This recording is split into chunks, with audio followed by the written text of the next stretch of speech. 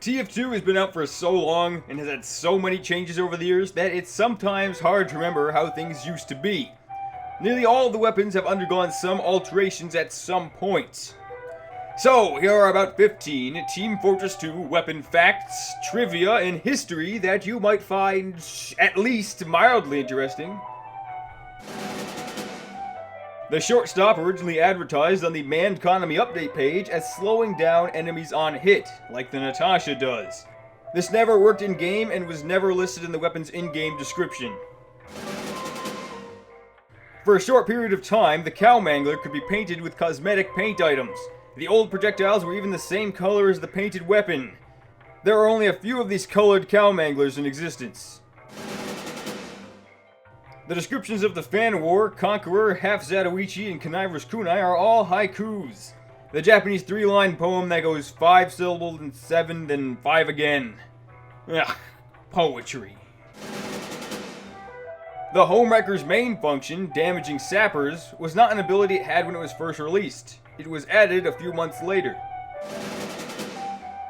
The Neon Annihilator also did not release with the ability to damage sappers. It was added a few days later. The weapon also advertised on the update page as having a 20% slower firing speed instead of the 20% damage penalty it has in-game.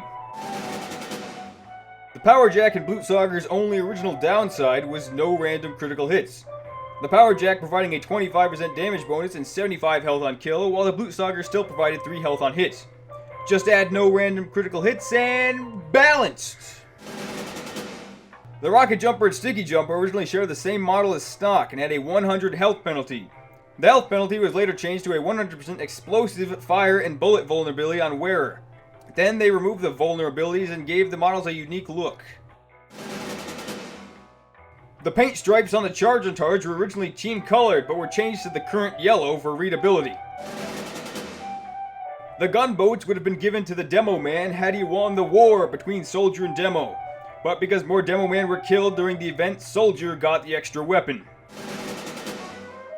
The Sharper Volcano Fragment was originally intended to have the Extinguisher stats, and the Sun on a Stick was intended to have the Boston Basher stats, before they were given unique ones and added to the game. The Pain Train was originally designed to be used by the Pyro. The Thompson was never given a third-person reload animation. Was this an oversight or just incredible laziness? Who knows? During the Engineer update, when players crafted items, there was a chance to craft a golden wrench. Not to be confused with Australian items added years later. These golden wrenches would turn killed enemies into golden statues. Only 100 were given out and some were deleted for charity.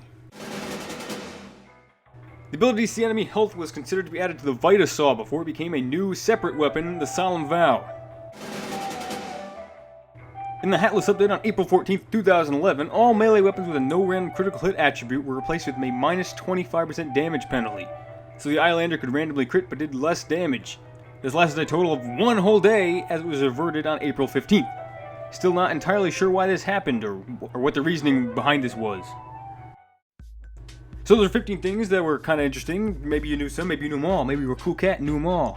But, maybe there'll be more stuff like this in the future, I don't know.